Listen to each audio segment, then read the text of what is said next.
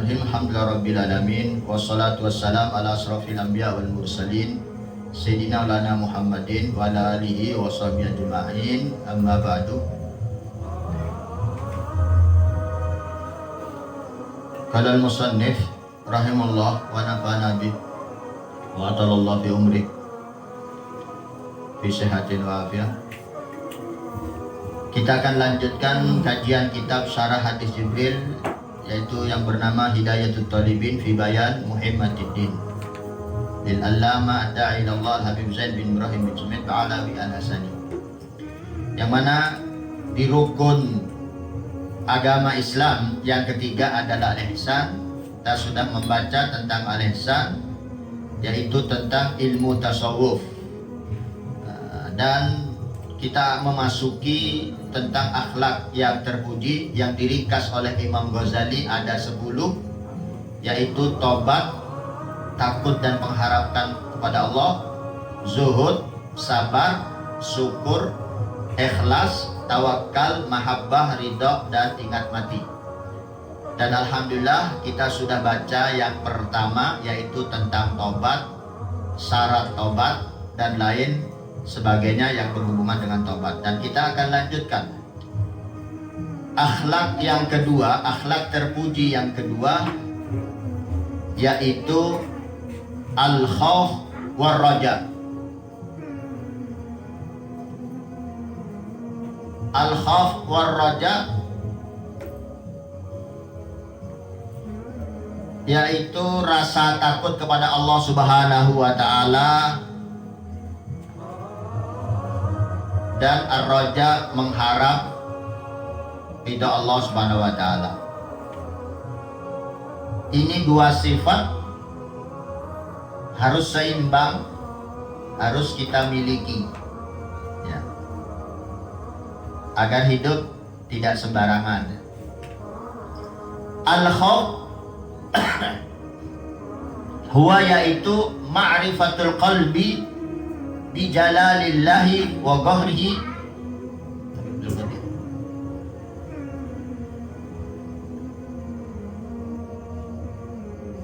ma'rifatul qalbi, ma'rifahnya hati, bi jalalillahi wa ghahrihi, yaitu hati ma'rifat mengenal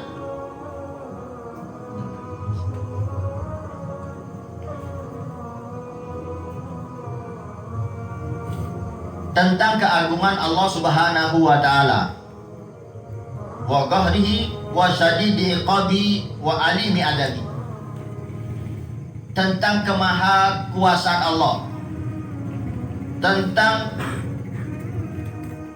pedihnya siksaan Allah, tentang beratnya sanksi dari Allah Subhanahu wa ta'ala. Kalau hati seseorang faham akan itu, maka itu disebut takut. Takut mendapatkan siksaan dari Allah Subhanahu wa ta'ala dalam segala-galanya yang dia lakukan di dunia ini, ya, gerakannya, tingkah lakunya, kata-katanya, menghindari sesuatu yang tidak disenangi oleh Allah atau sesuatu yang dilarang. Wa thamaratuhu, hasil buahnya dari rasa takut kepada Allah, makrifahnya hati tersebut atas keagungan Allah, yaitu al-kafu amma la yurdi Allah ta'ala, maka orang itu akan mencegah, menahan dirinya dari semua hal la yurdi Allah yang tidak mendapatkan ridhonya Allah ta'ala, tidak diridhoi Allah. Kalau di dalam hati ada rasa takut kepada Allah, maka orang tersebut akan mencegah dirinya untuk tidak melakukan apapun yang tidak diridhoi Allah. Wa huwa zadirun yazjurul insan anil ma'asi wal mukhalafat. Maka rasa takut yang ada di dalam hati tadi, ya, akan berbuah sebagai detektor atau penjaga, ya, yang menjaga seseorang dari perbuatan maksiat, penghalang, ya. zajirun yasjurul insan, sebagai penghalang yang akan menghalangi manusia untuk tidak melakukan kemaksiatan wal mukhalafat dan pelanggaran-pelanggaran. Nah, itu buahnya. Kalau di dalam hati ada rasa takut kepada Allah, maka berbuah taat. Berbuah yaitu menjauhi kemaksiatan. Itu khauf. Kemudian pasangannya adalah raja. Raja pengharapan, mengharap rahmat Allah, mengharap maghfirah Allah.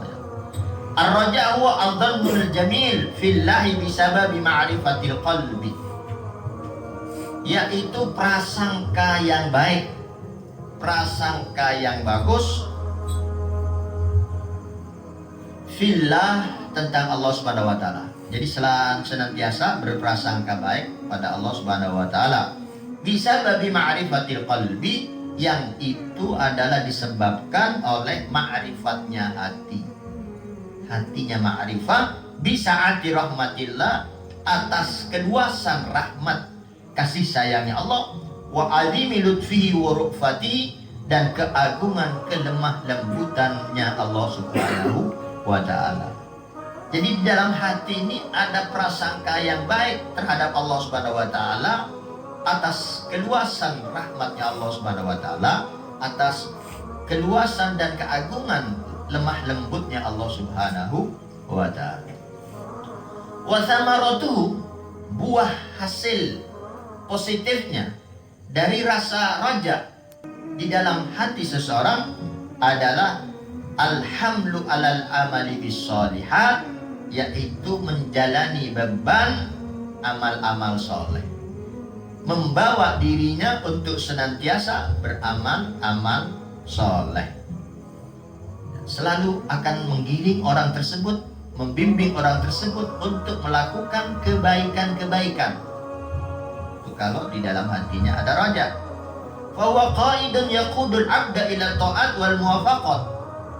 Maka ma'rifatul qalbi tersebut, ya, tentang ar-raja, dia akan menjadi pelopor atau pembimbing yang akan mengarahkan seorang hamba pada perbuatan ketaatan dan ibadah yang sesuai dengan syariat Islam. Nah, itu kalau ada raja. Fa'ulima annal khawf war raja dawa'ani nafi'ani li amradil qulub. Maka dapat diketahui bahwa sifat khauf dan raja, akhlak khauf dan raja, itu adalah dawa'ani, dua obat. Nafi'ani, yang berguna, yang bermanfaat, li amradil qulub, untuk penyakit-penyakit hati. Nah, jadi karena ini masalah tasawuf, masalah pembersihan hati dari sifat-sifat yang tidak baik, agar menghiasinya dengan sifat-sifat yang baik. Sifat-sifat yang baik yang menurut Imam Ghazali ada 10, kita ini membacanya yang kedua, yaitu ada rasa khauf dan raja, yang mana dari segala macam penyakit hati yang berbahaya, yang dapat menghapus segala amal-amal kebaikan kita selama di dunia, akan terhapus dengan akhlak-akhlak hati yang tercela. Maka dengan khauf dan raja ini sebagai dua obat yang berguna untuk membersihkan penyakit-penyakit dalam hati.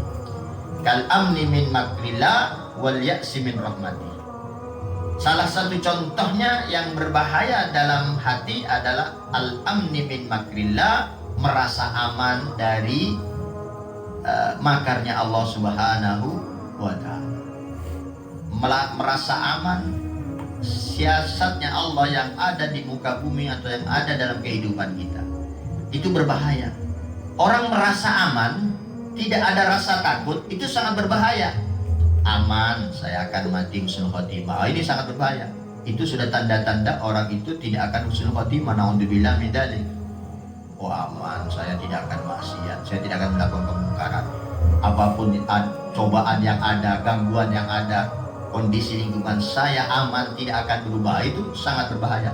Tidak ada satu orang wali pun yang sudah derajatnya sangat tinggi di sisi Allah, tidak ada satupun kekasih Allah yang sangat dekat kepada Allah yang merasa aman. Tidak ada.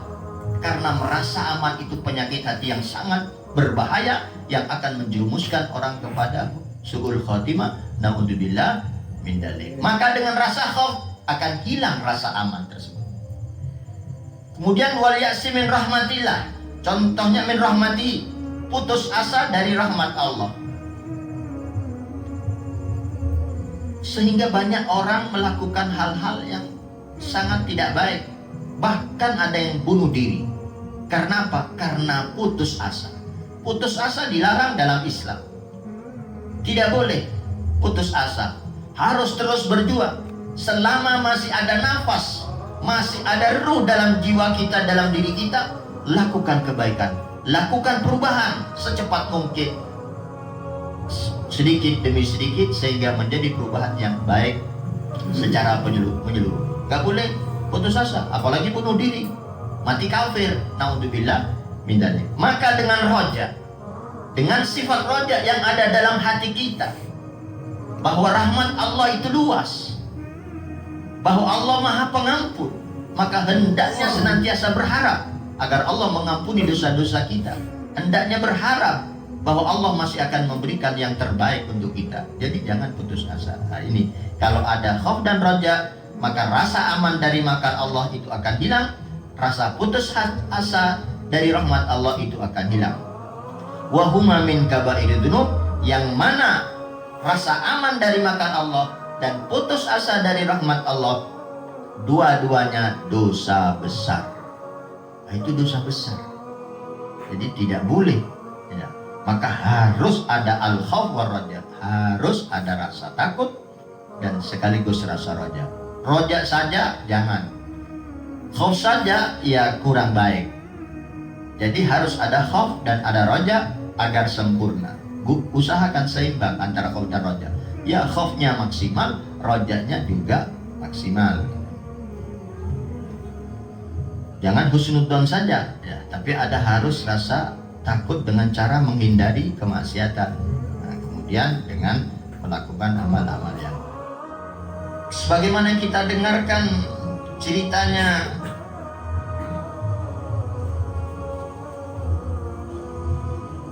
Syekh Abdul Qadir Al-Jailani, kalau tidak salah kita pernah membaca itu ya. Syekh Abdul Qadir Jailani sedang jalan dengan para santrinya, kemudian ada orang mabuk.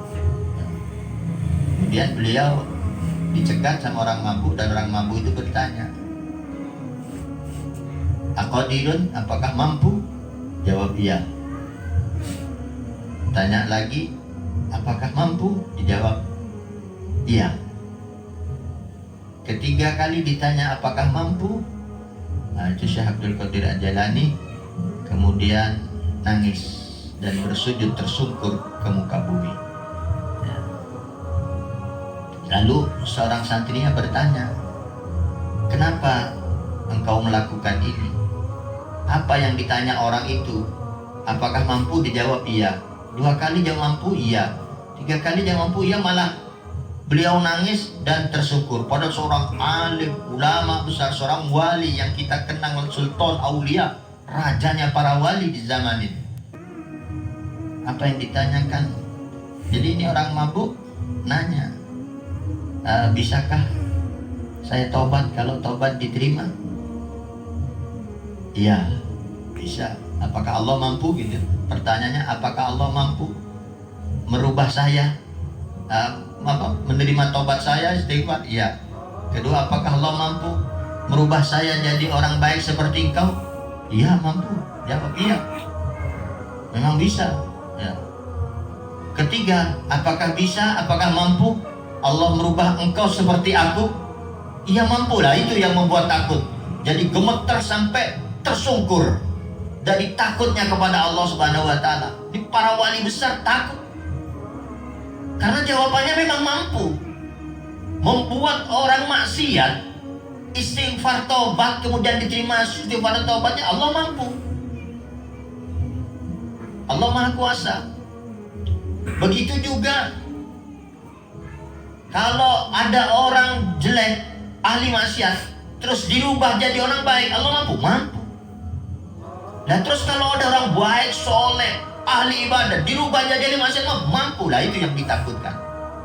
Nah, jadi Fala ya'man makrallah illal qaumul khasirun. Tidak ada orang merasa aman atas makar Allah, takdir Allah yang demikian itu, kecuali orang yang rugi. Makanya kita dengar, kita lihat dari Ratib Al-Haddad, Ratib Al-Atos, Al-Imam Al-Haddad, Imam Habib Umar Al-Atos, dan para imam-imam, para habaib, para ulama senantiasa berzikir minta husnul khotimah. Ya Dzal Jalali wal Ikram, aminna ala din Islam, atau ya Allah biha, ya Allah biha, ya Allah bi husnul khotimah. Mana-mana minta husnul khotimah, tidak boleh merasa aman. Semakin dekat mereka semakin takut. Ini surat Al-A'raf ayat 9. A'udzubillahi minasyaitonir rajim. Innahu la yai'asu min rauhillah illal qaumul kafirun. Surat Yusuf ayat 87. Sesungguhnya tidak ada seseorang yang putus asa dari rahmat Allah kecuali kaum yang kafir. Na'udzubillah min dzalik. Jadi dua-duanya dosa berat. Merasa aman tidak boleh, maka harus ada rasa takut yang besar dalam hati seseorang. Kemudian surat Yusuf ayat 87 menyatakan tidak ada yang putus asa dari rahmat Allah kecuali orang kafir. Na'udzubillah min dzalik. Jadi orang bunuh diri itu kafir, nggak boleh. Bagaimanapun cara bunuh dirinya tetap kafir. Apapun penyebab bunuh diri tidak boleh, itu kafir. Ya. Putus asa dari rahmat Allah tidak boleh.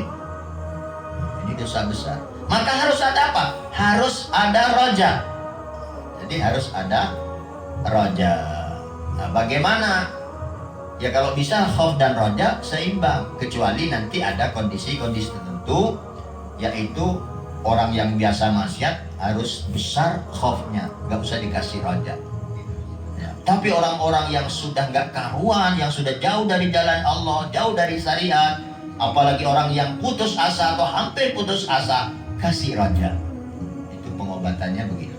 Tapi yang jelas dua-duanya tadi disebutkan dawaani nafi'ani li amrodil qulub. Dua obat yang sangat berguna untuk penyakit hati.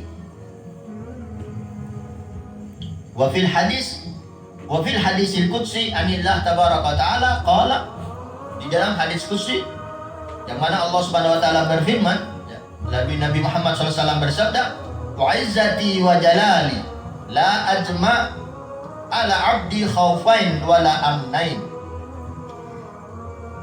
Sumpah, ya Allah bersumpah, demi keagunganku dan kemuliaanku, aku tidak akan mengumpulkan pada seorang hambaku dua rasa takut dan dua rasa aman. Dua takut, dua aman di dalam hati seseorang tidak mungkin. Karena Allah yang menyatakan dan Allah bersumpah tidak akan mengumpulkan dua rasa aman dan dua rasa takut dalam seseorang. Ada salah satunya. Idza khafani fid dunya amantu yaumal qiyamah. Jika, ini lanjutan hadis qudsinya, ini penting catatan. Jika hambaku takut kepadaku di dunia, aku beri rasa aman di akhirat. Jadi kalau hidup di dunianya serba takut, takut maksiat, takut dosa, takut disiksa, takut disanksi sama Allah, takut Allah tidak ridho, terus takut, maka di akhirat gak ada lagi rasa takut. Orang semua gelisah, orang bingung, orang ketakutan saat dihisab di hadapan pengadilan Allah SWT. Orang itu aman. Allah kasih aman dalam hatinya, Allah kasih tenang dalam hatinya. Wa idza aminani fid dunya akhaftuhu yaumal qiyamah. Tapi jika seorang hambaku itu merasa aman di dunia, tenang hidup di dunia, merasa sudah husnul khotimah nantinya, merasa dosanya diampuni, merasa amalnya banyak, merasa akan masuk surga, akhaftuhu yaumal qiyamah, maka aku akan beri rasa takut dia di hari kiamat. Alhamdulillah min dzalik. Jadi kalau merasa takut sekarang, gak akan merasa takut di akhirat. Karena Allah tidak akan memberikan dua rasa takut sekaligus pada seseorang. Yang merasa aman sekarang, nah itu bahaya. Gak akan ada rasa aman nanti di akhirat. Karena Allah tidak akan memberikan rasa dua aman ini kepada seseorang. Jadi harus kita pilih. Aman sekarang, takut di akhirat, apa takut sekarang, aman di akhirat. Tentunya yang cerdas, ya tidak apa-apalah pilih takut sekarang. Nanti yang penting aman di akhirat, daripada sekarang merasa aman nanti takut di akhirat.